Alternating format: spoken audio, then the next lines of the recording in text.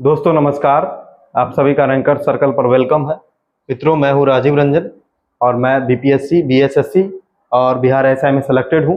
और मैं बीएसएससी के लिए जो है और साथ ही बिहार एसआई के लिए स्पेशल गाइडेंस प्रोग्राम के तहत वीडियो सीरीज चला रहा हूं। और इसके माध्यम से जो है हम लोग पहले 2 वीडियो में भारत के परिचय और भारत के द्वीप के बारे में पढ़ चुके हैं। और आज के इस वीडियो में हम लोग इसी दोनों चैप्टर के 60 ऐसे क्वेश्चन करेंगे जो कि प्रीवियस ईयर में कहीं न कहीं पूछे गए हैं या पूछे जाने की संभावना है। ठीक है मित्रों, साथ ही इस वीडियो के लास्ट में हम लोग बीएसएससी जो इंटर लेवल का ऑनलाइन एग्जाम होने वाला है उसके कुछ महत्वपूर्ण बिंदुओं पर हम लोग चर्चा करेंगे। ठीक है दोस्तों, तो आइए बिना किसी लाग लपेट के वीडियो की शुरुआत करते हैं। देखिए दोस्तों, आज का पहला क्वेश्चन है कि क्षेत्रफल की दृष्टि से भारत का विश्व के देशों में कौन सा स्थान है। और यहाँ आप लोग देख सकते हैं कि ये बिहार टीएटी 2020 में पूछा गया क्वेश्चन है। और आप लोगों को पता है कि भारत का जो है वो 7वां स्थान है। पूरे विश्व का 2.4% जो एरिया है यानी क्षेत्रफल है वो कहाँ है, वो भारत में है। 32,87,263 वर्ग किलोमीटर के साथ जो भारत चौथे स्थान पे है। और इसका एक ट्रिक भी हम लोगों ने बताया था कि रुक चीन अब आया भारत,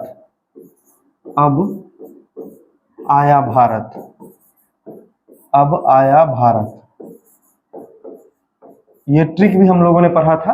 रुक चीन अब आया भारत। र से क्या होता है, र से होता है रूस, क से होता है कनाडा, चीन ये 3 नंबर पे, अ से होता है अमेरिका, ब से ब्राजील, आया से ऑस्ट्रेलिया, आया से जो है ऑस्ट्रेलिया, आया से ऑस्ट्रेलिया और भारत 7 नंबर पे। तो आप लोग देख सकते हैं 1 पे है रूस, 2 पे है कनाडा, 3 पे चाइना, 4 पे जो है अमेरिका, 5 पे ब्राजील, 6 पे आया है ऑस्ट्रेलिया, 7 पे भारत और 8 नंबर पे दोस्तों कौन है, तो अर्जेंटीना है। 8 नंबर पे कौन है, तो अर्जेंटीना है। इसको आप लोग नोट करते चलिएगा। ठीक है दोस्तों, अर्जेंटीना है 8 नंबर पे। सिर्फ जो है पढ़ने से, वीडियो देखने से कुछ नहीं होगा, आप लोग कॉपी में नोट करिएगा, तभी आपका कॉन्सेप्ट क्लियर होगा और बेहतर तरीके से आप परफॉर्मेंस कर पाइएगा।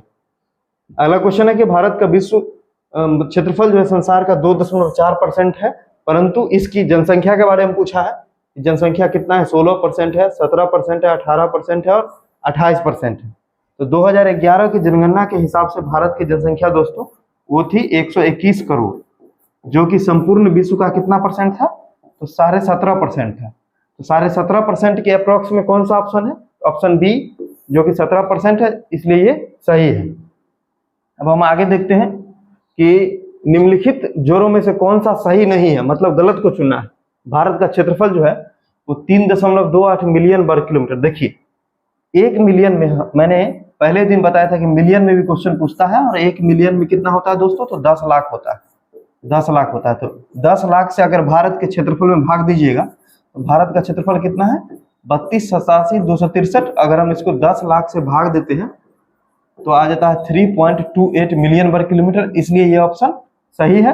भारत का अक्षांशीय विस्तार 8.4 से 37.6 तक है, ये भी सही है। ये सारी चीजें हम लोग डिटेल में डिस्कशन कर चुके हैं। और देशांतरीय विस्तार 68.7 से 97.25 तक है, ये भी सही है आपका। भारत में राज्यों की संख्या 26, ये गलत है। 26 राज्य नहीं है, बल्कि अभी जो है आप लोग को पता है कि 28 राज्य हैं। ठीक है दोस्तों, तो भारत में जो 28वां, भारत में अभी 28 राज्य है और केंद्र शासित प्रदेश भी दोस्तों कितने हैं, तो 8 केंद्र शासित प्रदेश है, इसलिए आपका आंसर क्या हो गया, डी हो गया। अब देखिए अगला क्वेश्चन है कि भारत के निम्नलिखित कथनों में से कौन सा असत्य है, मतलब असत्य को चुनना है। भारत 7वां बड़ा देश है, ये सही है। उसके बाद भारत की जनसंख्या की दृष्टि से दूसरा राष्ट्र है, ये भी सही है दोस्तों। बहुत लोग कहेंगे कि अब पहला देश हो गया। जी हाँ दोस्तों, 2023 से जो है भारत जो है वो चीन को पछाड़ के पहले नंबर पे आ गया है। लेकिन ये रिपोर्ट है संयुक्त राष्ट्र जनसंख्या कोष का। जब तक क्वेश्चन में ये मेंशन ना करे कि संयुक्त राष्ट्र जनसंख्या कोष के हिसाब से, तब तक हम जनगणना के डाटा को ही मानेंगे। चूंकि जनगणना 2011 में हुई थी तो उसी समय के अनुसार क्वेश्चन पूछा जाता है। ठीक है, तो जब तक क्लियर नहीं करे कि संयुक्त राष्ट्र के अनुसार या रिपोर्ट के अनुसार, तब तक हम दूसरा ही मानेंगे, तब तक हम जनगणना के डाटा को ही फॉलो करेंगे। तो इसलिए दूसरा सही है। इसकी भू सीमा का विस्तार 15,200 किलोमीटर है, ये भी सही है, क्योंकि भारत की जो भू सीमा है वो एग्जैक्ट में कितना है, 15,106 किलोमीटर है। ठीक है दोस्तों, तो लगभग 15,200 सही है। सर्वप्रथम सूर्योदय मिजोरम राज्य में होता है। अब देखिए ये क्वेश्चन कहाँ से आया, मिजोरम राज्य में सूर्योदय सबसे पहले किस दिशा में होता है, पूरब में होता है। और जब आप मैप को देखिएगा तो भारत का जो सबसे पूर्वी राज्य है दोस्तों वो कौन सा है, तो वो है अरुणाचल प्रदेश। इसलिए ये जो मिजोरम राज्य है ये आपका आंसर सही ये नहीं होगा, बल्कि 1 मिनट रुकिए।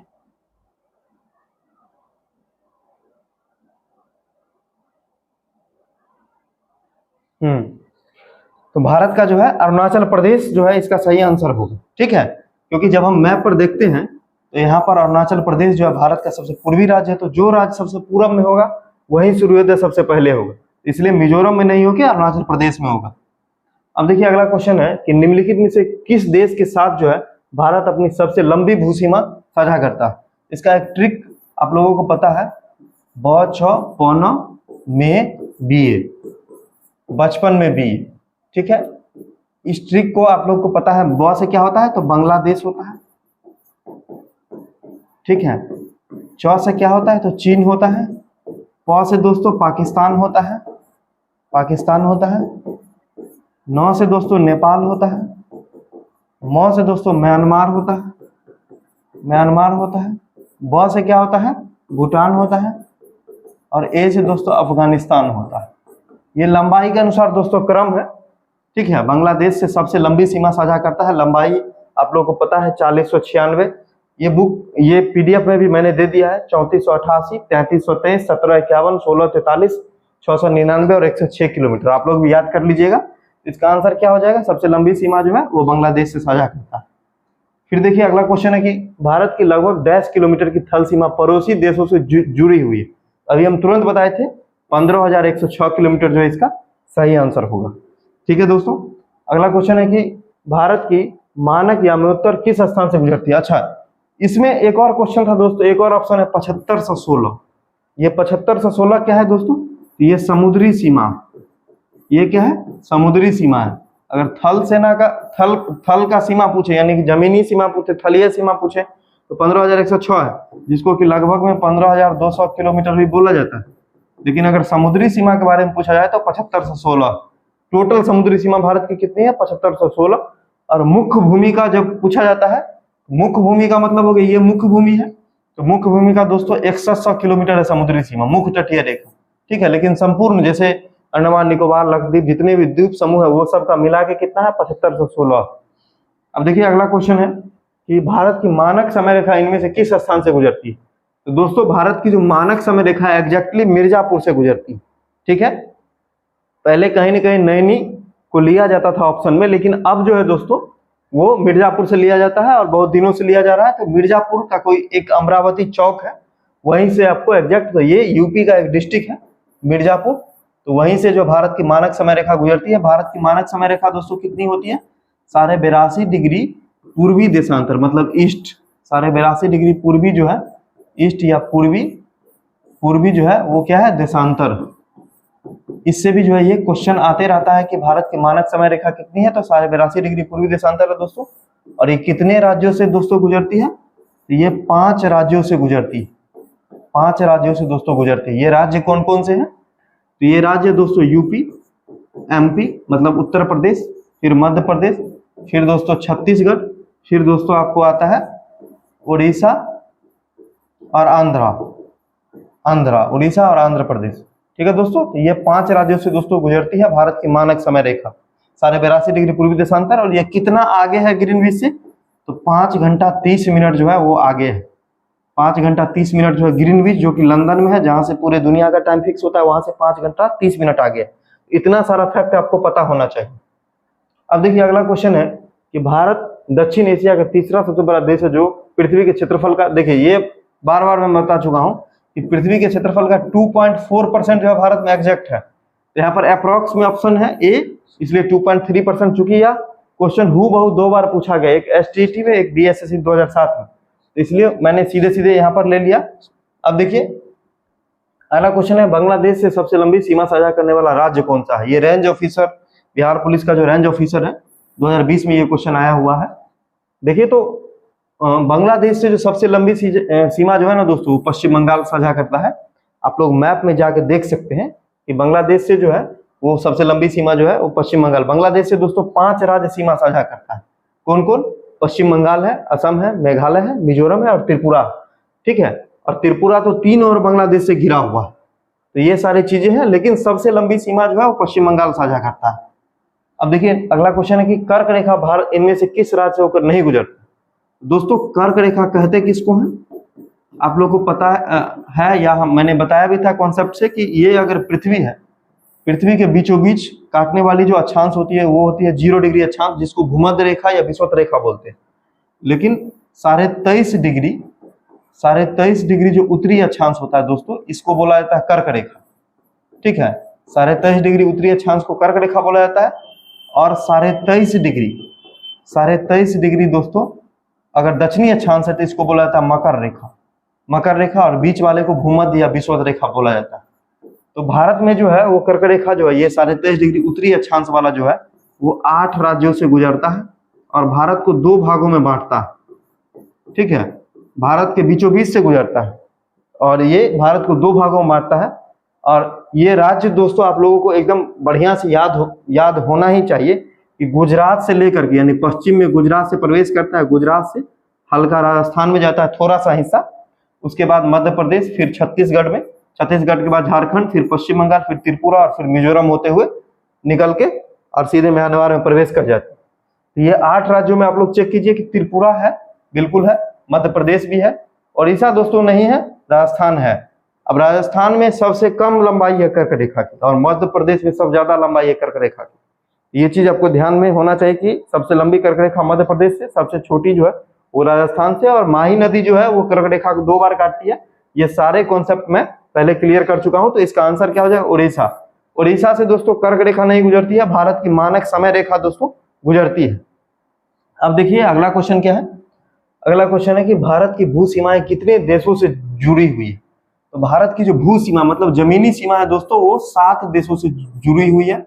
और ये 7 देश कौन कौन से हैं, तो आप जो है जमीनी स्थलीय सीमा वाला देश, अगर हम नॉर्थ से स्टार्ट करते हैं तो अफगानिस्तान हो गया दोस्तों, अफगानिस्तान हो गया, फिर दोस्तों पाकिस्तान हो गया, पाकिस्तान हो गया, उसके बाद जो है तीसरा देश हो गया नेपाल, चौथा देश हो गया भूटान, 5वां देश हो गया दोस्तों चीन, 6ठा देश हो गया दोस्तों म्यांमार और 7वां देश हो गया बांग्लादेश।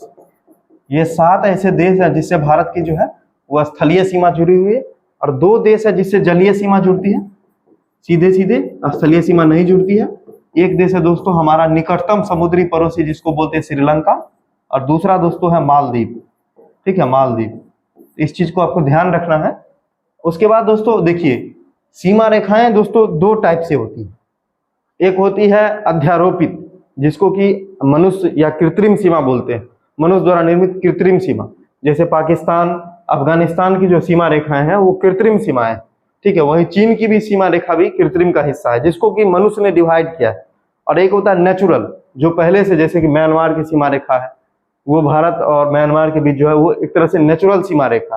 ठीक है, नेपाल के साथ, भूटान के साथ, ये प्राकृतिक सीमा रेखा है, जिसको कि मनुष्य ने नहीं बनाया है, जानबूझ के डिवाइड नहीं किया गया। तो यहाँ पर इसका आंसर दोस्तों कितना हो जाएगा, 7 हो जाएगा। अगला क्वेश्चन देखिए, कितने भारतीय राज्यों की सीमाएं नेपाल से जुड़ी हुई। आप जब मैप को देखिएगा तो आपको पता चलेगा कि 5 ऐसे राज्य हैं जिनमें सबसे लंबी सीमा जो है नेपाल के साथ वो बिहार की जुड़ी हुई है। बिहार के बाद दोस्तों उत्तर प्रदेश की जुड़ी हुई है। इसके अलावा जो वेस्ट बंगाल, वेस्ट बंगाल के अलावा जो है अब जब आप मैप को ध्यान से पढ़ते हैं तो अपने आप इसी तरह से जैसे हमको याद है वैसे ही आपको भी याद हो जाएगा। ठीक है, इसके अलावा दोस्तों आप देखिएगा कि नेपाल का एक साइड दोस्तों सिक्किम से जो है वो स्पर्श करता है और एक साइड उत्तराखंड से स्पर्श करता है। ठीक है, उत्तराखंड जो है, उत्तराखंड और सिक्किम के बीच में जो है वो नेपाल स्थित है। उत्तराखंड जो है वो पश्चिम में है और सिक्किम जो है पूरब में है। तो यहाँ पर 5 राज्य हो जाएंगे। अगला क्वेश्चन है, अच्छा नेपाल से कितना किलोमीटर लंबा सीमा साझा करता है। आप लोग वही ट्रिक याद करिएगा, 1751 किलोमीटर नेपाल से साझा करता है।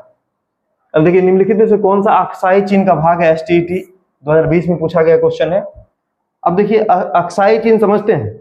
देखिए जब आप इंडिया का इस तरह से ऊपर वाला मैप का भाग देखिएगा, यहाँ पर कश्मीर का भाग देखिएगा, तो यहाँ पर जो है ना ये संपूर्ण भारत का क्षेत्र है। लेकिन क्या हुआ था कि 1962 में 1962 में जो है 1962 में जो है चीन ने इधर से हमला किया, और उससे पहले ही 1962 में चीन ने हमला किया और उससे पहले ही 1948 में जो है वो पाकिस्तान ने इधर से हमला किया।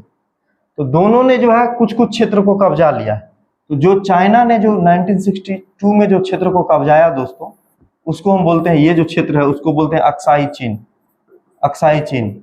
ठीक है, और इसमें मुख्य रूप से दोस्तों लद्दाख का क्षेत्र आता है, जो हमारा केंद्र शासित प्रदेश है, उसका जो ऊपरी हिस्सा है, उसका जो उत्तरी हिस्सा है, उसको चाइना ने कब्जा लिया है। उसको बोलते हैं लद्दाख का पठार। लद्दाख का क्षेत्र को चाइना ने जो है कब्जा करके रखा हुआ है। और इसी में जो है ना, वो चीन और पाकिस्तान के द्वारा जो है चाइना पाकिस्तान इकोनॉमिक कॉरिडोर बनाया जा रहा है। ठीक है, यह बनाया गया है जो आपको वन बेल्ट वन रोड का इनिशिएटिव है, जिसका भारत हमेशा से विरोध करते आया है। अब देखिए यहाँ पर एक और लाइन, एक और चीज का आप लोग बार बार नाम सुनते होंगे, LAC। यहाँ पर जो है दोस्तों, यहाँ पर देखिए, यहाँ पर LAC, line of actual control, line of actual control, इसका नाम आप लोग न्यूज में बार बार सुनते। LAC क्या है? देखिए भारत की जो सीमा रेखा है, वैसे तो भारत जो है यहाँ तक है, लेकिन चाइना ने जबरदस्ती कब्जा करके रखा। फिर भी दोनों के बीच में समन्वय बनाने हेतु एक LAC लाइन है, जहां पर जो है इंडियन आर्मी या भारत की जो सुरक्षा बल है वही इसी लाइन के आसपास जो है भारत की सुरक्षा करते हैं। तो LAC क्या है? तो अक्साई चीन के बाद का जो है एक लाइन है, जहां से जो दोनों सेनाएं, इस लाइन के उस पार जो अक्साई चीन में चाइना का सेना है और इधर जो है वो इंडिया का सेना है, इसी को LAC बोलते हैं। एक और टर्म आप लोग सुनते होंगे LOC, लाइन ऑफ कंट्रोल। तो लाइन ऑफ कंट्रोल दोस्तों पाकिस्तान बॉर्डर के साथ, लाइन ऑफ कंट्रोल जो है वो भारत और पाकिस्तानी सेना के बीच का जो है एक तरह से विभाजक रेखा है, लाइन, जहां से दोनों सेनाएं अपने अपने देश की सुरक्षा करती हैं। और लाइन ऑफ एक्चुअल कंट्रोल जो है भारत और चीन का जो है वो बनाया गया जो है सो सीमा है, बनाया गया सीमा। ठीक है दोस्तों, तो ये लद्दाख के पठार में है। अब देखिए अगला क्वेश्चन है कि भारत देश का दक्षिणतम बिंदु कौन सा है? तो आप लोग पता है कि दक्षिणतम बिंदु दोस्तों इंदिरा पॉइंट। पूरे देश का अगर पूछेगा तो इंदिरा पॉइंट होगा। BSSC 2005 में पूछा गया है। लेकिन अगर मुख्य भूमि का पूछेगा तो कन्याकुमारी का केप कोमोरिन है। मुख्य भूमि का मतलब हो गया यहाँ पर। लेकिन अगर दक्षिणतम पूछेगा तो अंडमान निकोबार का जो है यहाँ पर जो लास्ट बिंदु है, अंडमान निकोबार जो द्वीप समूह है वहां पर, यहाँ पर जो अंडमान निकोबार का जो द्वीप समूह है, तो यहाँ पर जो लास्ट बिंदु है वो है इंदिरा पॉइंट, जिसका पहले क्या नाम था? तो पहले नाम था पिगमेलियन पॉइंट, पिगमेलियन पॉइंट। ठीक है, अब अक्षांश से भी क्वेश्चन आता है कि कितना कितना अक्षांश है। तो भारत का जो ये जो मुख्य भूमि का अक्षांश है वो है 8 डिग्री 4 मिनट, लेकिन अंडमान निकोबार वाला का जो अक्षांश है वो है 6 डिग्री 4 मिनट। इस बात का आपको ध्यान रखना है। ठीक है, पूरे भारत का विस्तार पूछेगा तो 6 डिग्री 4 मिनट से ऊपर में जम्मू कश्मीर से ऊपर लद्दाख में जो है वो 37.6 तक होगा। ठीक है, लेकिन मुख्य भूमि का पूछेगा तो 8.4 से 37.6 तक होगा। इसका आंसर हो गया इंदिरा पॉइंट। अब अगला क्वेश्चन है कि भारत पूरी तरह से पृथ्वी के किस गोलार्ध में स्थित है? तो ये क्वेश्चन भी BSSC 2005 में पूछा गया है। ये चीज भी हम बता चुके हैं कि ये अगर मान लेते हैं पृथ्वी है, ठीक है, तो पृथ्वी के ऊपर में उत्तर होता है मैप में, नीचे दक्षिण होता है, हमारे लेफ्ट साइड में वेस्ट होता है यानी पश्चिम, और हमारे दाहिने साइड में पूरब होता है। तो भारत जो है इस क्षेत्र में स्थित है। जब आप ग्लोब पे देखिएगा तो पता चलेगा, इसलिए क्या हो जाएगा? उत्तर पूर्वी हो जाएगा। जहां पर उत्तर क्या इंडिकेट करता है? तो अक्षांश को इंडिकेट करता है, और पूरब क्या इंडिकेट करता है? तो देशांतर को इंडिकेट करता है। ठीक है दोस्तों, भारतीय मानक समय ग्रीनविच माध्य समय से कितना आगे? ये क्वेश्चन देखिए कितना बार पूछा गया। BSSC 2005 में, 2012 में, फिर मेंस में 2016 में, 3 बार BSSC पूछ चुकी है। ये क्वेश्चन का आंसर क्या होगा दोस्तों? 5 घंटा 30 मिनट आ गया। इसको कैसे समझना है? देखिए किसी भी देश का जो समय होता है ना, वो देशांतर से निर्धारित होता है। तो बीचों बीच जो है 0 डिग्री देशांतर पृथ्वी से गुजरती है, जो उत्तरी ध्रुव और दक्षिणी ध्रुव को मिलाती है। ठीक है, 0 डिग्री देशांतर। 0 डिग्री देशांतर पर ही एक जगह है ग्रीनविच, जो कि शहर है, लंदन का शहर है। ठीक है दोस्तों, इसी ग्रीनविच से पूरे दुनिया का समय को आंका जाता है। इस ग्रीनविच से अगर हम इस साइड आते हैं, इस साइड मतलब पूरब की तरफ आते हैं, तो समय जो है वो बढ़ते जाता है। और अगर हम पश्चिम की ओर आते हैं यानी अपने लेफ्ट साइड में आते हैं, तो समय का मान घटते जाता है। तो चूंकि हम जानते हैं कि भारत जो है इसी क्षेत्र में है कहीं ना कहीं, ठीक है, तो इधर क्या हो जाएगा? समय बढ़ जाएगा। तो कितना बढ़ेगा इसका निर्धारण देशांतर के मान पे होता है। चूंकि पृथ्वी का मान जो है वो 360 डिग्री है। किसी भी गोल चीज को एक बार घूमने में कितना डिग्री कवर करेगा? 360 डिग्री। तो 24 घंटा में दोस्तों घूमती है 360 डिग्री।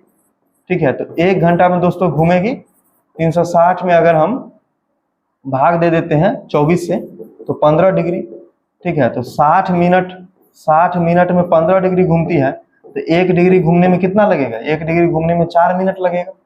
1 डिग्री घूमने में 4 मिनट लगेगा। तो वही बात है कि भारत का, चूंकि भारत में जो समय रेखा निर्धारित की गई है वो 82.5 डिग्री ईस्ट से निर्धारित की गई। तो इसको अगर हम 4 मिनट से गुना कर देते हैं तो कितना हो जाएगा? 330 मिनट हो जाएगा, जो कि 5 घंटा 30 मिनट क्या हो जाएगा? 5 घंटा 30 मिनट जो है आगे हो जाएगा। तो आप लोग सीधे सीधे याद भी रख सकते हैं कि भारत का समय रेखा जो है वो ग्रीनविच से 5.5 घंटा आगे है। ऐसा भी क्वेश्चन आ सकता है कि यदि ग्रीनविच में संध्या के 8:30 बजे हैं तो भारत में समय क्या होगा? तो भारत में समय आगे होगा। 8:30 बज रहा मान लीजिए संध्या का या रात का, तो उसमें 5.5 घंटा जोड़ना पड़ेगा। कितना हो जाएगा आपको? 9 और 5 यानी कि 2 बजे सुबह हो जाएगा आंसर। उल्टा भी पूछ सकता है कि यदि जो है भारत में इतना बज रहा है तो ग्रीनविच में क्या होगा? तो ग्रीनविच का समय निकालने के लिए हम 5.5 घंटा घटा देंगे। अगला क्वेश्चन है कि एकमात्र भारतीय राज्य कौन सा है जिसकी सीमा सिक्किम राज्य से जुड़ी हुई? जब आप सिक्किम का दोस्तों मैप देखिएगा तो सिक्किम 3 देशों से जुड़ा हुआ है, ठीक है। ये अगर मान लीजिए सिक्किम है तो सिक्किम जो है 3 देश और 1 राज्य से जुड़ा हुआ। तो सिक्किम का जब आप मैप देखिएगा ना तो इस साइड जो है यानी कि इधर जो पश्चिमी साइड, ठीक है, पश्चिम साइड दोस्तों, पश्चिम साइड कौन सा जो है सो देश हो जाता है? तो पश्चिम साइड हो जाता है उत्तराखंड, ठीक है। मतलब पश्चिमी साइड जो है दोस्तों वो आ जाता है नेपाल, देश है दोस्तों। उत्तराखंड तो इससे भी पहले है, यहाँ आ जाता है नेपाल। और इधर दोस्तों, इधर जो है भूटान आ जाता है, और ऊपर दोस्तों चीन आ जाता है। ये 3 देशों से घिरा हुआ है सिक्किम। और यहाँ से आपको नीचे से जो स्पर्श करने वाला जो राज्य है वो एकमात्र राज्य है वेस्ट बंगाल, ठीक है। तो इसलिए इसका आंसर क्या हो जाएगा? वेस्ट बंगाल। इसको आप लोग मैप से देखिएगा तो ज्यादा बेहतर समझ में आएगा। अगला क्वेश्चन है कि रेडक्लिफ रेखा किन देशों के बीच की अंतरराष्ट्रीय सीमा रेखा? देखिए मैं पहले भी बोल चुका हूँ कि 2 प्रकार की सीमा रेखा होती है, एक होती है अध्यारोपित या मानव निर्मित। तो पाकिस्तान, बांग्लादेश, चीन, ये सब के साथ जो सीमा रेखा है ना वो मानव ने बनाया है, मतलब आपसी समझौते के तहत बनाया गया सीमा रेखा। इसको हम लोग बोलते हैं कृत्रिम सीमा। तो भारत और पाकिस्तान के बीच की जो सीमा रेखा है उसको बोला जाता है रेड क्लिफ लाइन। और इसका निर्धारण दोस्तों 1947 में जब भारत आजाद हो रहा था उस समय किया गया था। भारत और चीन के बीच की जो सीमा रेखा है दोस्तों उसको बोलते हैं मैकमोहन रेखा। इसका निर्धारण दोस्तों कब किया गया था? ये दोस्तों 1914 में शिमला में इसका निर्धारण किया गया था। तो इस बात का ध्यान रखना है। अगला क्वेश्चन है, इनमें से कौन सा द्वीप जो भारत में नहीं है? ये बिहार पुलिस में 2020 में पूछा गया है। बैटन द्वीप, अस्तोला द्वीप, मिनिकॉय द्वीप, रटलैंड द्वीप। देखिए बैरन, यहाँ पर बैरन हो गया, ये मिस्टेक हो गया है। तो बैरन द्वीप दोस्तों वो भारत में ही है, अंडमान निकोबार में।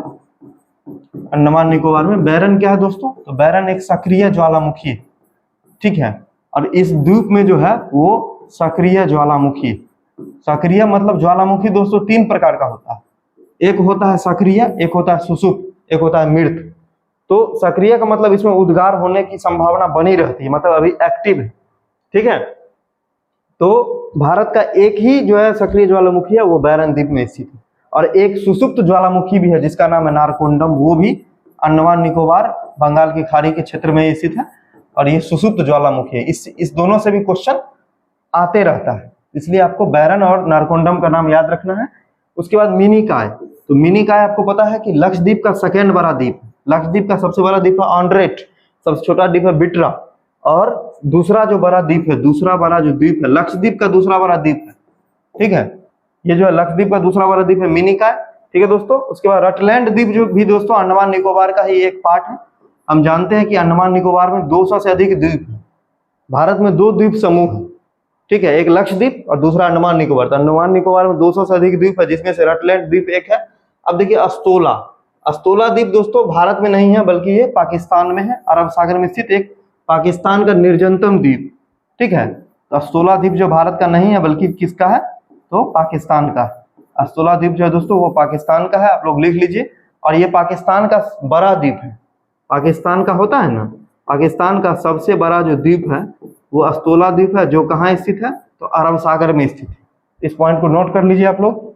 अगला क्वेश्चन है कि निम्नलिखित में से कौन सा राज्य भारत के 7 बहनों के अंतर्गत शामिल नहीं है? ये क्वेश्चन भी बिहार पुलिस में पूछा हुआ।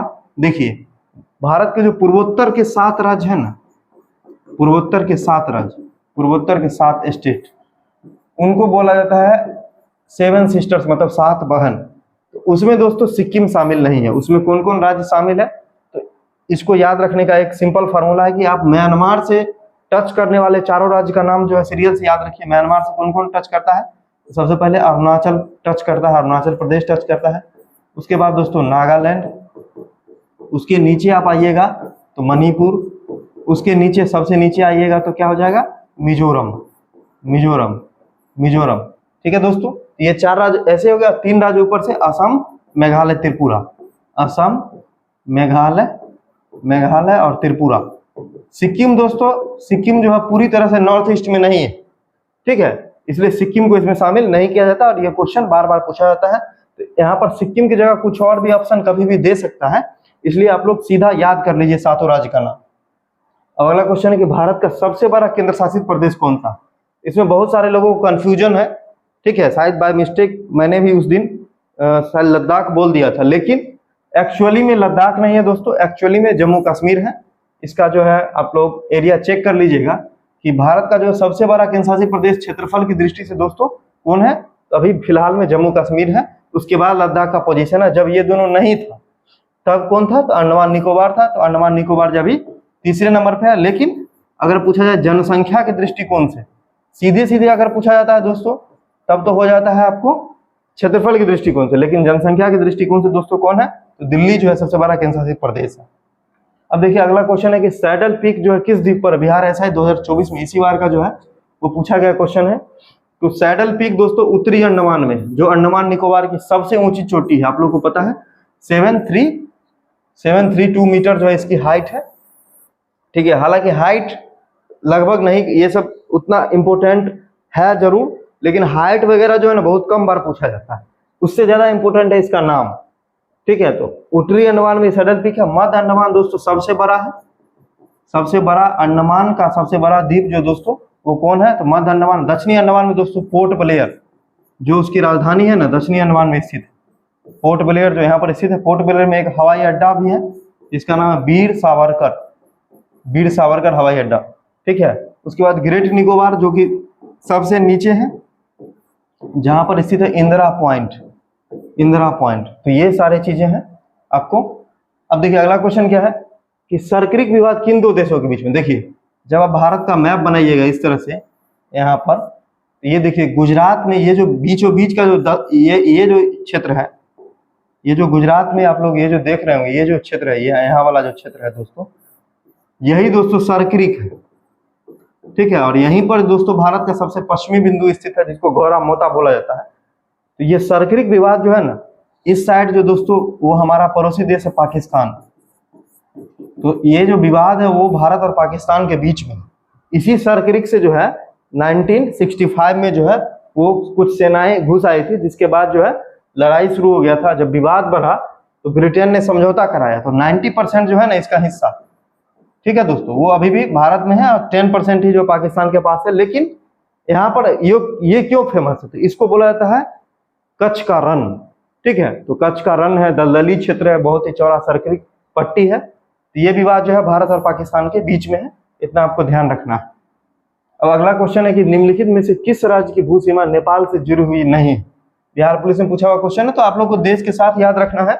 नेपाल से दोस्तों 5 राज्यों की सीमा टच करती है। इसी वीडियो में मैंने शुरू में बताया था कि सबसे लंबा जो है दोस्तों बिहार है, फिर जो है दोस्तों यूपी है, उसके बाद दोस्तों बंगाल है, उसके बाद जो है दोस्तों सिक्किम है और उत्तराखंड है, ठीक है।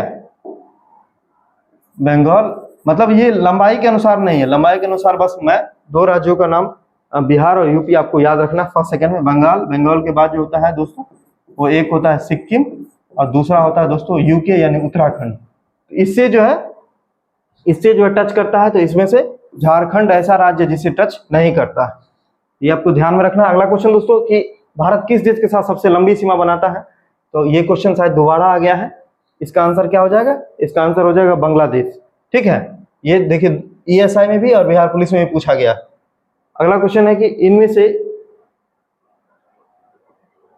से जो है किस राज्य के 3 और अंतरराष्ट्रीय सीमा नहीं है। ये क्वेश्चन देखिए कितना इंपॉर्टेंट है, नहीं है, ये भी पूछा गया क्वेश्चन। अब इसमें से खोजना पड़ेगा, जैसे त्रिपुरा है, तो त्रिपुरा 3 ओर से बांग्लादेश से घिरा हुआ। आप लोग देखिएगा 3 ओर से जो है वो बांग्लादेश से घिरा हुआ, यानी 3 और इसकी अंतर्राष्ट्रीय सीमा है, सिर्फ और सिर्फ पूरा पूर्वी साइड को छोड़ करके, बाकी 3 और जो ये बांग्लादेश से घिरा हुआ।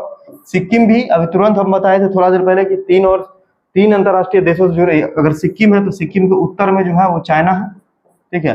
सिक्किम के दोस्तों, सिक्किम के जो है पूरब में दोस्तों वो है आपको भूटान। सिक्किम के पूरब में दोस्तों भूटान, और सिक्किम के पश्चिम में जो है नेपाल है। नेपाल और भूटान के दोस्तों बीच में स्थित है सिक्किम, तो ये भी हो गया। अरुणाचल प्रदेश का जब आप मैप देखिएगा तो अरुणाचल प्रदेश भी आपको कितने राज्यों से दोस्तों जुड़ा हुआ है? तो अरुणाचल प्रदेश एक तो भूटान से टच है, भूटान से अरुणाचल प्रदेश का भी जो है 3 देशों से सीमा टच है, ठीक है। अरुणाचल प्रदेश एक तो भूटान से टच है, ऊपर से जो है इससे चीन टच करता है, और इधर से मतलब ईस्ट से दोस्तों म्यांमार टच करता है, इस साइड से म्यांमार टच करता है। लेकिन मिजोरम की सीमा जो है 3 देशों से नहीं बल्कि 2 देशों से जुड़ी हुई है। एक तो है म्यांमार, जो इसके पूरब से म्यांमार टच करता है, और एक जो है इसकी पश्चिम और दक्षिण से दोस्तों कौन सा टच करता है? तो बांग्लादेश जो है वो टच करता है, बांग्लादेश जो है टच करता है। BD हम लिख देते हैं इसको शॉर्टकट में, ठीक है। BD बांग्लादेश टच करता है। यहाँ पर इसका आंसर क्या हो जाएगा? तो मिजोरम हो जाएगा। अगला क्वेश्चन देखिए कि गुजरात से अरुणाचल प्रदेश की सीमा में कितने का अंतर है, मतलब समय अंतराल में कितने का अंतर। देखिए जब आप इंडिया का देशांतर के बारे में पढ़ते हैं ना, तो इस तरह से जब आप मैप में पढ़ते हैं तो यहाँ पर जो है भारत का सबसे पश्चिमी देशांतर 68.7 है, और सबसे पूर्व में यहाँ पर अरुणाचल प्रदेश का दोस्तों देशांतर कितना है? तो 97.25, ठीक है। तो दोनों में देखिए डिफरेंस सबसे पहले करना पड़ेगा, तभी तो समय का अंतर पता चलेगा। तो 68 और 97.25 का डिफरेंस करिएगा तो लगभग 30 डिग्री का आएगा, लगभग 30 डिग्री।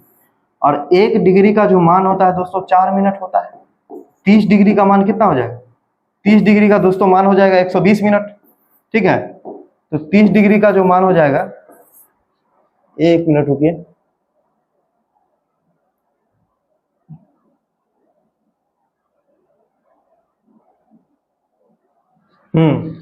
तो 30 डिग्री, 1 डिग्री का मान जो है दोस्तों वो हो गया 4 मिनट। तो 30 डिग्री का मान कितना हो जाएगा? 120 मिनट, 120 मिनट यानी 2 घंटा। तो इसका आंसर क्या हो जाएगा? 2 घंटा, यानी डी ऑप्शन सही है।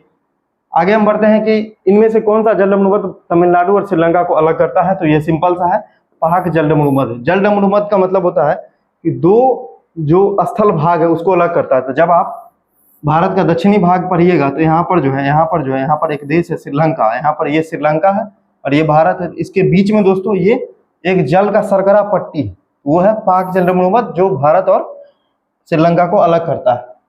अगला क्वेश्चन है कि भारत में विशालतम समुद्र तट कहाँ है? तो वो दोस्तों तमिलनाडु में है। विशालतम समुद्र तट कहने का मतलब ये है कि जो समुद्र तट की लंबाई के हिसाब से अगर हम देखते हैं, इसका मैंने एक फार्मूला बताया था, GAT। G for Gujarat top पर है, फिर आंध्र प्रदेश है, फिर तमिलनाडु में है। तो यहाँ पर तमिलनाडु जो है वो पहले है, तो ये तमिलनाडु सही है। और एक और बात मैं बताना चाहूंगा, तमिलनाडु की राजधानी चेन्नई में एक बीच है जिसका नाम है मेरीना बीच। ये जो है विश्व की सबसे लंबी बीच का मतलब होता है समुद्र का जो तट होता है, ठीक है, जहां पर लोग जो है अपनी छुट्टियां वगैरह मनाने जाते हैं, तो वो भी तमिलनाडु में स्थित है। ये क्वेश्चन भी BSSC में 2 बार पूछा गया, तो इसका आंसर क्या हो जाएगा? तमिलनाडु हो जाएगा दोस्तों। अगला क्वेश्चन है कि इनमें से किस भारतीय राज्य की सीमा चीन, नेपाल और भूटान से जुड़ी हुई। देखिए ये क्वेश्चन हम 2 बार पहले बता चुके हैं। इसका आंसर क्या हो जाएगा? चीन, नेपाल और भूटान, तीनों के बीच में स्थित है दोस्तों सिक्किम जो है इस साइड से नेपाल है, इस साइड से भूटान है, और ऊपर से क्या हो जाएगा दोस्तों? ऊपर से चीन हो जाएगा, ठीक है। तो ये सिक्किम इसका सही आंसर है। अगला क्वेश्चन, निम्नलिखित में से राज्यों में की सीमाएं सबसे अधिक राज्यों और केंद्रशासित प्रदेश से जुड़ी हुई है। मतलब किस राज्य या केंद्रशासित प्रदेश की सीमाएं सबसे ज्यादा राज्य से जुड़ी हुई है? तो इसका सही आंसर उत्तर प्रदेश से दोस्तों 8 राज्य और 1 केंद्रशासित प्रदेश UT जुड़ी हुई है, यानी दिल्ली भी जुड़ी हुई है। सबसे ज्यादा जो सीमा को स्पर्श करता है दोस्तों, तो उत्तर प्रदेश ही करता है, ठीक है। अब देखिए निम्नलिखित में से किस राज्य की सीमा बांग्लादेश के साथ नहीं लगती? तो बांग्लादेश का जो है टोटल आपको याद रखना, बांग्लादेश से जो है वो 5 राज्यों की सीमा लगती है। सबसे ज्यादा जो है वेस्ट बंगाल की लगती है, उसके बाद जो है असम, मेघालय,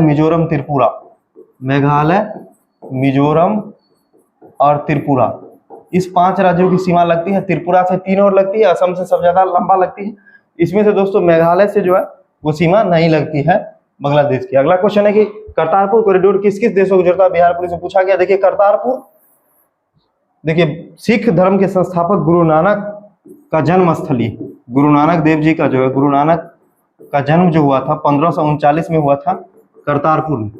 और करतारपुर दोस्तों वो कहाँ पर स्थित है, तलवंडी एक जगह है जो पाकिस्तान में स्थित है, ठीक है, जो पाकिस्तान के पंजाब प्रांत में स्थित है। तो यहीं पर जो है, यही पाकिस्तान के करतारपुर जो कि सिखों का एक पवित्र तीर्थ स्थल है, वहां से भारत के बाघा बॉर्डर से जो है वो एक कॉरिडोर बनाया गया, उसी कॉरिडोर को बोला जाता है करतारपुर कॉरिडोर, जो पाकिस्तान में स्थित है। अगला क्वेश्चन है कि भारत में अधिकतम दूरी पर है, मतलब भारत से अधिकतम दूरी पर, आप देखिए ये भी दिमाग लगाने वाला क्वेश्चन। अब देखिए इसमें भी बहुत सारे लोग जो है वो कहेंगे, देखिए भारत मान लीजिए यहाँ पर, ये मान लेते हैं ये भारत, तो उत्तरी ध्रुव दोस्तों यहाँ पर होता है, उत्तरी ध्रुव यानी नॉर्थ पोल, दक्षिणी ध्रुव यहाँ पर होता है। उसके बाद जो है मकर रेखा और आर्कटिक वृत्त, और आर्कटिक वृत्त किसको बोलते हैं, तो 66.5 डिग्री उत्तरी अक्षांश को आर्कटिक वृत्त बोलते हैं, ठीक है। अब मकर रेखा किसको बोलते हैं, तो 23.5 डिग्री दक्षिणी अक्षांश को हम मकर रेखा बोलते हैं। तो भारत से सबका दूरी मापना, तो भारत से सबका देखिए दूरी हम माप रहे हैं, ये चारों बिंदु। तो देखिए ये भारत है, तो भारत से सबसे पहले उत्तरी ध्रुव का दूरी मान लीजिए ये सेंट्रल भारत से मापते हैं, यहाँ तक हो जाएगा उत्तरी ध्रुव का दूरी इतना दूर। फिर कलर चेंज कर लेते हैं, फिर देखिए ये उत्तरी ध्रुव का दूरी यहाँ से यहाँ तक हो गया। फिर दूसरा जो होता है वो आर्कटिक वृत्त, तो आर्कटिक वृत्त जो होता है वो 66.5 डिग्री उत्तरी अक्षांश होता है, तो यहाँ से यहाँ तक हो गया दूरी। फिर मकर रेखा, तो मकर रेखा का दूरी यहाँ से यहाँ तक 23.5 डिग्री दक्षिणी अक्षांश को मकर रेखा बोलते हैं। फिर जो है दक्षिणी ध्रुव, तो दक्षिणी ध्रुव की दूरी देखिए यहाँ से लेकर यहाँ तक, तो सबसे लंबा कौन सा दूरी नजर आ रहा है, दक्षिणी ध्रुव का नजर आ रहा है, क्योंकि आधा गोलार्ध प्लस में कुछ और दूरी, ये जो है भारत से सबसे दूर क्या है, दक्षिणी ध्रुव। इस बात को आप लोग को कॉन्सेप्ट से समझना पड़ेगा। अब देखिए अगला क्वेश्चन है कि निम्नलिखित में से कौन सा भारतीय राज्य बांग्लादेश की सीमा पर स्थित है, पश्चिम बंगाल, असम, मेघालय, त्रिपुरा, मिजोरम। ये जो है आपका सही आंसर, ठीक है, पहला ऑप्शन ही सही है। अगला क्वेश्चन है कि पम्बन द्वीप जो है किस जल संधि में स्थित है। पम्बन द्वीप दोस्तों पता है, पम्बन द्वीप जो है ना भारत के दक्षिण में जो है यहाँ पर जो पम्बन द्वीप है, और पम्बन द्वीप दोस्तों आपको वो पाक जल संधि में स्थित है। ये जो है ना पाक जल संधि, पाक जलडमरू मध्य जो आप लोग पढ़े थे उसी में पाक जल संधि भी है। अच्छा, जलडमरू मध्य का मतलब होता है दो स्थल भागों को जोड़ती है, मतलब ये जो जलडमरू मध्य है वो दो स्थल भागों को जोड़ती है, और दो जलीय भागों को जोड़ती है, उसको बोलते हैं जल संधि। तो यहाँ पर दोस्तों पाक जल संधि है, पाक जल संधि, जो इधर में बंगाल की खाड़ी है, इधर बंगाल की खाड़ी और इधर जो है अंडमान सागर, इधर जो है पूरब दिशा में यहाँ पर जो है हिंद महासागर का भाग है अंडमान सागर। तो अंडमान सागर और बंगाल की खाड़ी को जोड़ती है पाक जल संधि। उसी पाक जल संधि में एक द्वीप है पम्बन द्वीप, और इस पम्बन द्वीप पर ही रामेश्वरम स्थित है। और यही पम्बन द्वीप जो है ना वो भारत का दक्षिणी भारत और श्रीलंका को जोड़ा जाता है यहाँ पर। तो श्रीलंका का एक जगह है दोस्तों तेलैमनार, और पम्बन द्वीप का जो अंतिम जगह है वो धनुषकोडी, ठीक है। धनुषकोडी से लेकर के तेलैमनार तक जो है वो एक ब्रिज है जिसको बोला जाता है राम सेतु, जो आदिम काल का बना हुआ है, इसलिए इसको आदम्स ब्रिज कहा जाता है, ठीक है दोस्तों।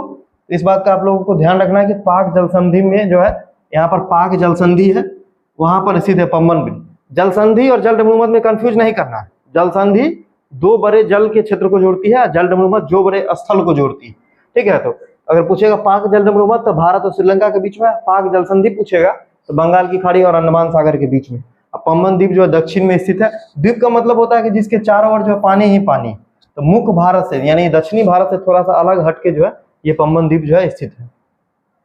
उसके बाद देखिए निम्नलिखित में से किस स्थान पर जो 12 प्रवाल द्वीप है। देखिए प्रवाल द्वीप जो है तो होता है ना, प्रवाल एक समुद्री जीव होता है, और लक्षद्वीप दोस्तों, लक्षद्वीप जो है वो प्रवाल से बना हुआ है। यहाँ पर जो है कुल मिला के 12 गो प्रवाल द्वीप है। लक्षद्वीप में टोटल कितने द्वीप है, तो 36 द्वीप।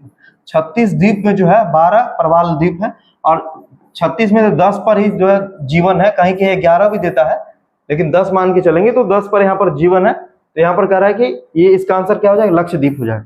दोस्तों लक्षद्वीप जो है भारत का सबसे छोटा केंद्र शासित प्रदेश है। क्षेत्रफल की दृष्टि से भी, जनसंख्या की दृष्टि से भी मात्र 32 वर्ग किलोमीटर इसका क्षेत्रफल है।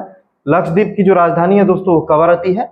ठीक है, लक्षद्वीप का सबसे बड़ा द्वीप जो है वो आंड्रेट है, सबसे छोटा द्वीप दोस्तों विट्रा है, और सेकंड बड़ा द्वीप जो है दोस्तों मिनिकॉय है। ठीक है, तो ये चीज ध्यान रखें, लक्षद्वीप का पहले नाम लक्षद्वीप था। 1973 में 1973 में इसका नामकरण किया गया, लक्षद्वीप को बदल के मतलब लक्षद्वीप को बदल के लक्षद्वीप रखा गया। अब देखिए भारत की मुख्य भूमि का सबसे दक्षिणी छोर कौन सा है, तो ये हम बता चुके हैं कि कन्याकुमारी में स्थित है, जिसको बोलते हैं केप कोमोरिन। केप कोमोरिन ये हम बार बार बता चुके हैं। इसका अक्षांशीय मान दोस्तों कितना है, 8 डिग्री 4 मिनट। केप कोमोरिन जो कन्याकुमारी में स्थित है, केप कोमोरिन। ठीक है, अगला क्वेश्चन है कि जनसंख्या की दृष्टि से 4 बड़े राज्यों में यह सही है। देखिए 2011 की जनगणना के अनुसार जो है 4 बड़े राज्य देखिए, सबसे पहला राज्य उत्तर प्रदेश, दूसरा दोस्तों महाराष्ट्र, तीसरा दोस्तों है बिहार, और चौथा जो दोस्तों है वो वेस्ट बंगाल। इसकी जनसंख्या भी आपको याद रखनी चाहिए, 19 करोड़ 98 लाख। ठीक है, महाराष्ट्र का 11 करोड़ 23 लाख है, 11 करोड़ 23 लाख। बिहार का दोस्तों 10 करोड़ 40 लाख है, और वेस्ट बंगाल का 9 करोड़ 12 लाख। इतना आप लोग को याद रखना है। ये बीएसएससी 2017 इंटर लेवल में पूछा गया क्वेश्चन है। इसका आंसर क्या हो जाएगा, आप खोज लीजिए तो तमिलनाडु इसका आंसर हो जाएगा। अगला क्वेश्चन है कि भारत भूमध्य रेखा से मात्र कितने डिग्री उत्तर में, तो ध्यान रखना होगा, ये अगर भारत है मान लेते हैं, तो चूंकि यह भारत के बारे में जिक्र कर रहा है, तो जनरली भारत का जो अक्षांशीय मान है यहाँ माना जाता है, 8 डिग्री 4 मिनट माना जाता है। लेकिन जब संपूर्ण का जिक्र कर दे तब 6 डिग्री 4 मिनट माना जाता है। चूंकि भारत का जिक्र है इसलिए हम मानेंगे 8 डिग्री। ठीक है, 8 डिग्री उत्तर में स्थित है। उत्तर कहने का मतलब क्या है कि मैप पर जब हम ये 0 डिग्री या भूमध्य रेखा है, तो इससे ज्यों ज्यों हम ऊपर जाते हैं त्यों त्यों अक्षांश का मान क्या हो जाता है, बढ़ते जाता है। इससे अगर ये 0 डिग्री से 8 डिग्री अगर हम ऊपर जाते हैं यानी उत्तर की ओर जाते हैं, तो यहाँ पर जो है ये भारत का अंतिम बिंदु आ जाता है, इसलिए 8 डिग्री इसका सही आंसर। अगला क्वेश्चन कह रहा है कि भारतीय राज्य केंद्र शासित प्रदेश कितने समुद्री जो है ना संबंध है। मतलब देखिए समुद्र से, ये देखिए ये भारत का जो है वो तटीय क्षेत्र है, जो गुजरात से लेकर के और यहाँ पर जो है लास्ट तक जाता है। तो पश्चिमी तट पर दोस्तों 5 राज्य हैं। सबसे पहले गुजरात है, गुजरात के बाद दोस्तों यहाँ पर महाराष्ट्र है। ठीक है, और इसी में दोस्तों क्या है, इसी में जो है सो गोवा भी है। महाराष्ट्र, गोवा के बाद जो है यहाँ पर कर्नाटक है, कर्नाटक के बाद दोस्तों यहाँ पर जो है लास्ट में जो है यहाँ पर क्या है, तो केरल है। तो भारत के पश्चिमी तट पर दोस्तों कितने राज्य हो गए, 5 राज्य हो गए। अगर हम पूर्वी तट की बात करते हैं तो यहाँ पर आ गया वेस्ट बंगाल, वेस्ट बंगाल के बाद आ गया उड़ीसा, उड़ीसा के बाद हो गया एपी मतलब आंध्र प्रदेश, और लास्ट में दोस्तों क्या आ गया, तो तमिलनाडु यानी टीएन। यानी पूर्वी तट पर दोस्तों कितने राज्य होंगे, तो 4 राज्य हो गए। तो 5 और 4 9 राज्य हो गया, तो 9 राज्य हो गया। और 4 केंद्र शासित प्रदेश भी दोस्तों स्थित है।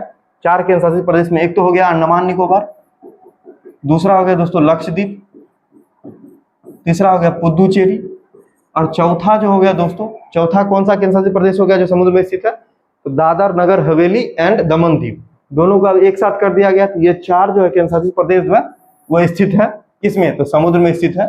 ठीक है, ये भी पूछा गया क्वेश्चन है दोस्तों। अब देखिए अब आगे क्या है कि भारत का सबसे लंबा समुद्र तट इनमें से किस शहर में स्थित है, चेन्नई में स्थित है। चेन्नई का मेरीना बीच है दोस्तों, थोड़ा देर पहले हमने डिस्कशन किया था। अब अगला क्वेश्चन है निम्नलिखित में से कौन सा राज्य स्थल रुद्ध है। स्थल रुद्ध कहने का मतलब क्या है, स्थल रुद्ध कहने का मतलब चारों तरफ से जो है ना वो जमीन ही जमीन है, मतलब समुद्र से या किसी तट से टच नहीं करता। तो गुजरात टच करता है, अभी तुरंत हम पढ़े थे, गुजरात पश्चिमी तट पर है, आंध्र प्रदेश भी टच करता है, बंगाल भी टच करता है, लेकिन बिहार जो है वो समुद्र से टच नहीं करता, इसलिए बिहार एक स्थल रुद्ध राज्य है। अगला क्वेश्चन है कि डैश भारत के पूर्व में पड़ोसी देश है। तो जब आप इंडिया का मैप पढ़िएगा, ये अगर मान लेते हैं इंडिया है, तो इंडिया के उत्तर में दोस्तों नेपाल है और भूटान है। उसके बाद जो है इधर पूर्व साइड में दोस्तों म्यांमार बांग्लादेश स्थित है। इसमें से देखिए पूर्व में कौन है, तो ये बांग्लादेश है। तो ये इसका सही आंसर जो हो जाएगा वो हो जाएगा बांग्लादेश। वैसे भी जो चौहद्दी जो है ना वो याद होनी चाहिए। अगला क्वेश्चन क्या है कि मैकमोहन रेखा से संबंध भारत और किस देश की सीमा रेखा, तो मैकमोहन से भारत और चीन है। आप लोग 1914 में जो मैकमोहन रेखा का निर्धारण हुआ था भारत और चीन के बीच में। पाकिस्तान से दोस्तों कौन सी सीमा रेखा है, रेड क्लिफ, जिसका निर्धारण जो आजादी के समय हुआ था, रेड क्लिफ लाइन 1947 में। अगला क्वेश्चन है, अच्छा अफगानिस्तान के साथ दोस्तों, अफगानिस्तान का ऑप्शन नहीं है लेकिन वो भी लिख लीजिए। अफगानिस्तान का जो सीमा रेखा होता है वो भारत से टच करता है, जिसका नाम है डुरंड रेखा।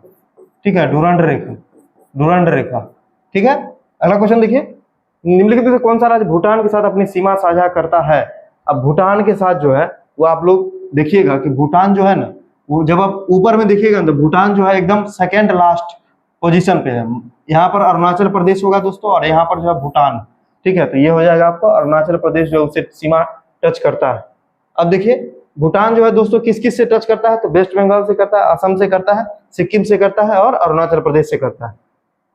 तटरेखा कितने एनएम तक जो है आर्थिक अपवर्तक क्षेत्र कहलाते हैं? बीटीटी 2012 का क्वेश्चन है।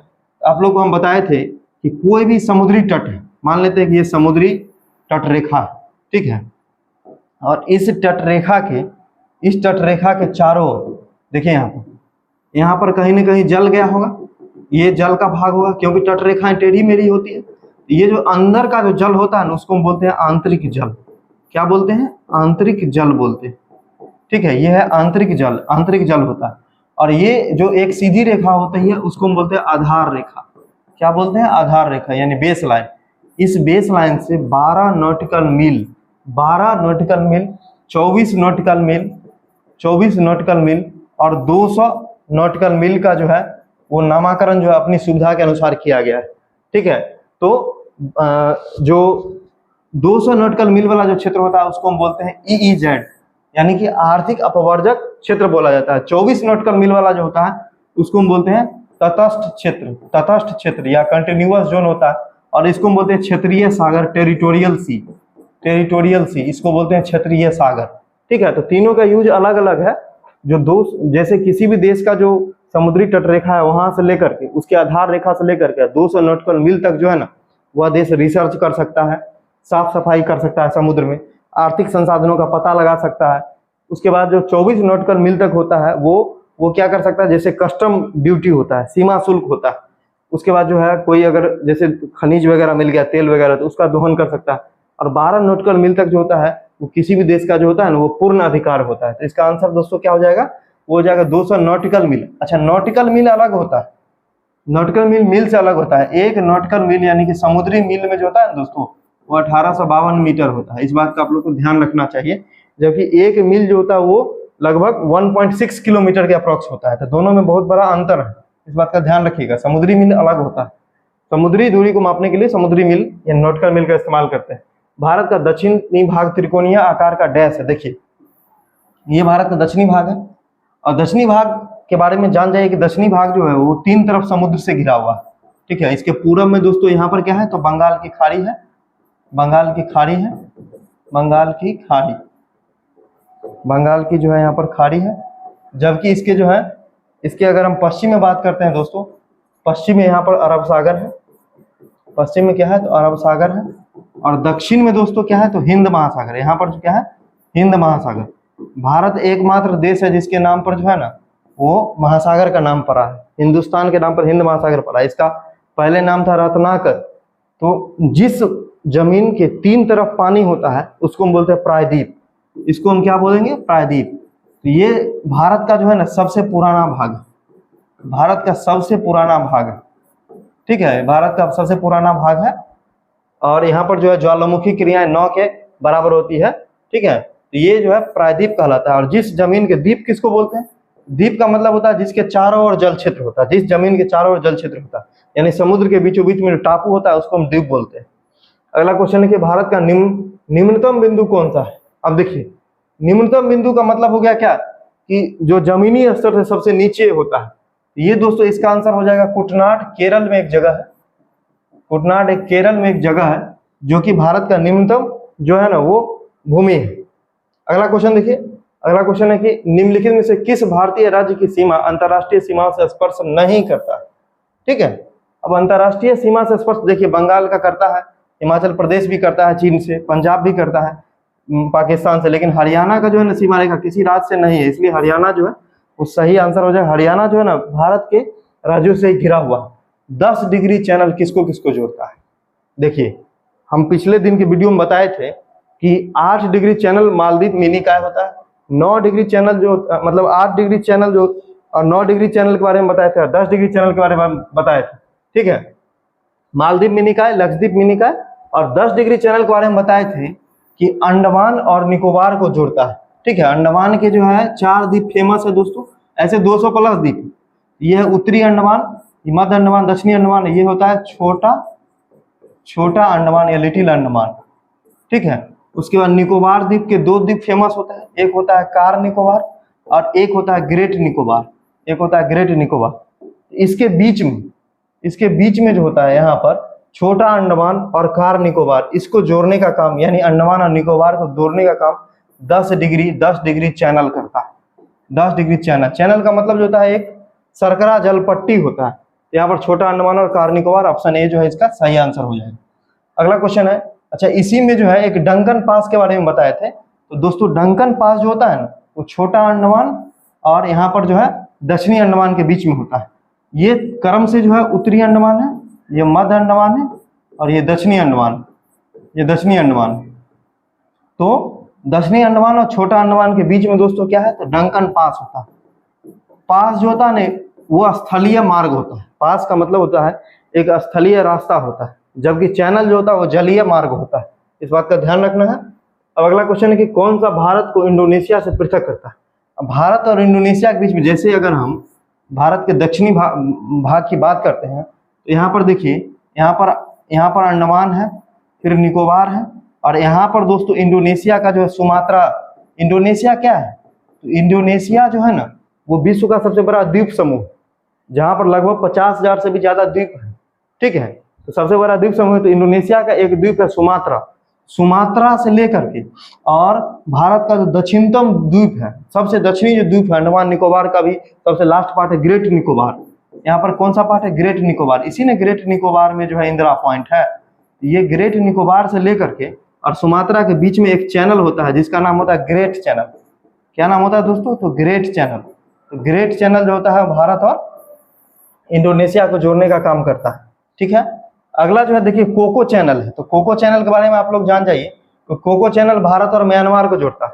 ये देखिए अंडमान निकोबार का जो है सबसे उत्तरी है, उत्तरी अंडमान, ठीक है। उत्तरी अंडमान से ऊपर जो जब हम जाते हैं तो यहाँ पर म्यांमार आता है, और म्यांमार का एक द्वीप है जिसका नाम है कोको द्वीप। क्या नाम है, कोको द्वीप। तो कोको द्वीप से लेकर के और उत्तरी अंडमान को जो चैनल जोड़ता है ना, उसको हम बोलते हैं कोको स्ट्रेट या कोको चैनल। कोको स्ट्रेट या कोको चैनल बोलते हैं, ठीक है। आप लोग को समझ में आ गया कि भारत और म्यांमार को कौन जोड़ता है, कोको चैनल जोड़ता है।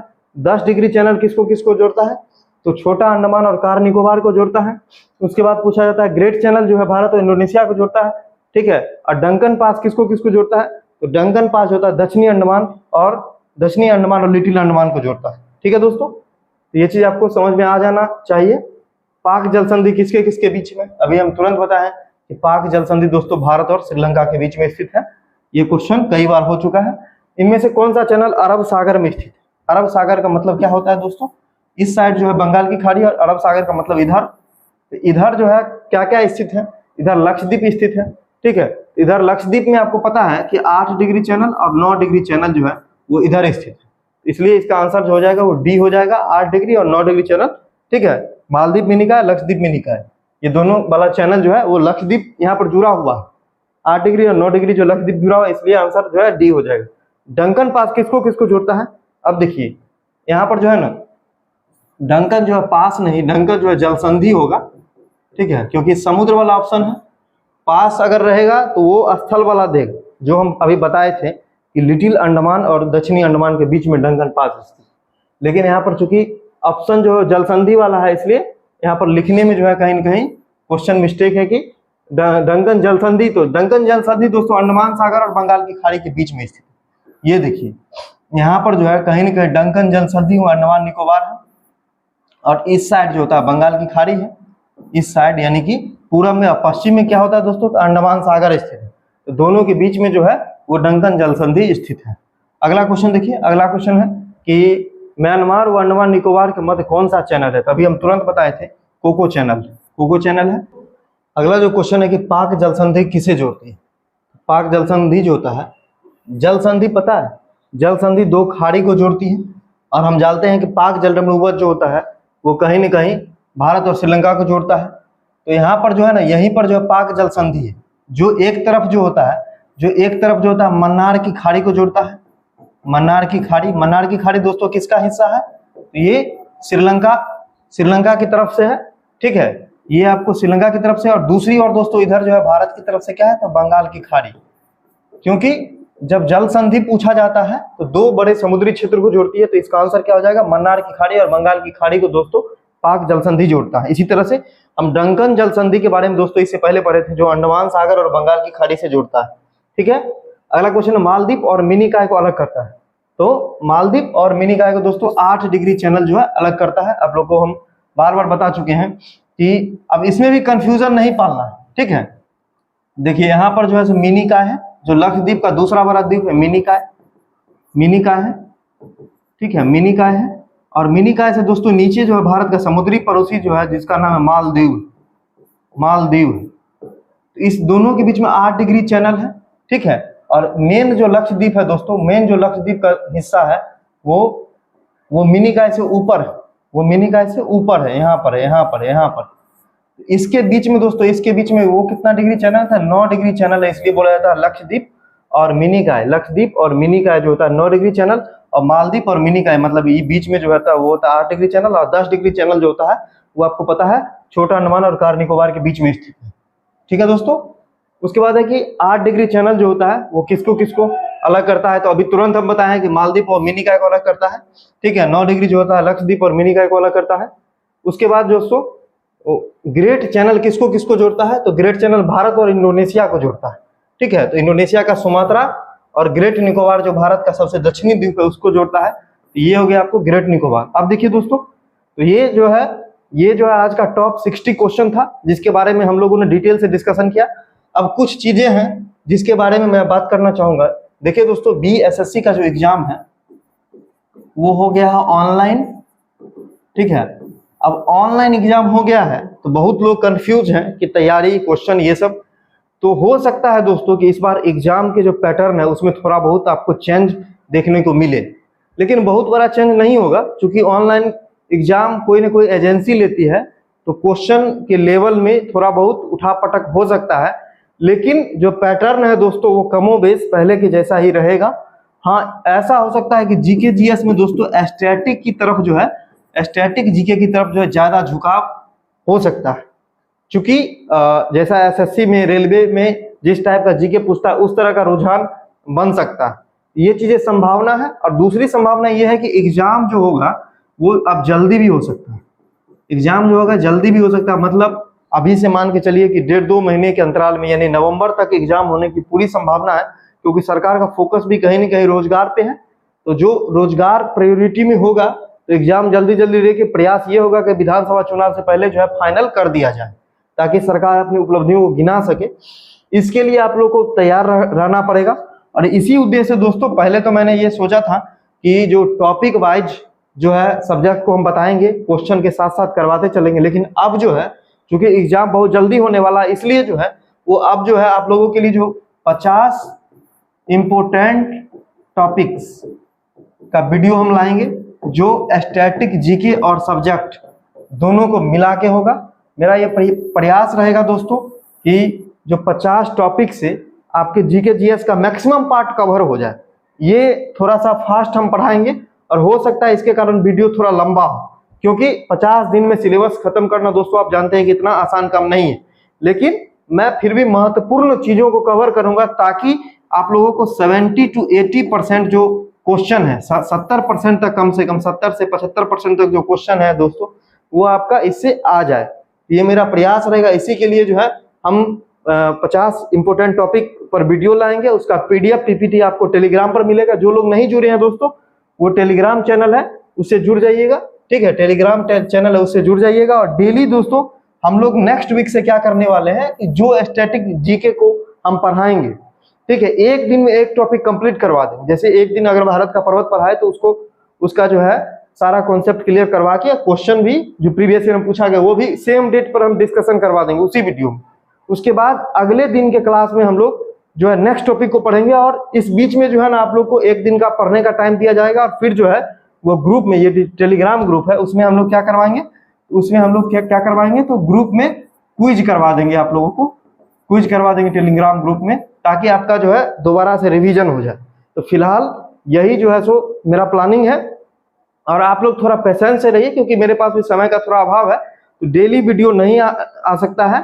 सप्ताह में प्रयास रहेगा कि एक दिन बीच करके 3 या 4 अच्छी वीडियो, अच्छे टॉपिक पे पूरा डिटेल वीडियो आप लोग को दिया जाए। ठीक है मित्रों, तो आप लोग जो है हमारे साथ जुड़े रहिए, बने रहिए। आपकी तैयारी में हम जो है निश्चित रूप से मदद करेंगे, और अपने साथियों के बीच इस चैनल को पहुंचाइए, और निश्चित रूप से जो है हमें सपोर्ट मिलेगा तो हम भी आपके लिए बेहतर करेंगे। ठीक है दोस्तों, तो आज के वीडियो को देखने के लिए आप सभी का बहुत बहुत धन्यवाद।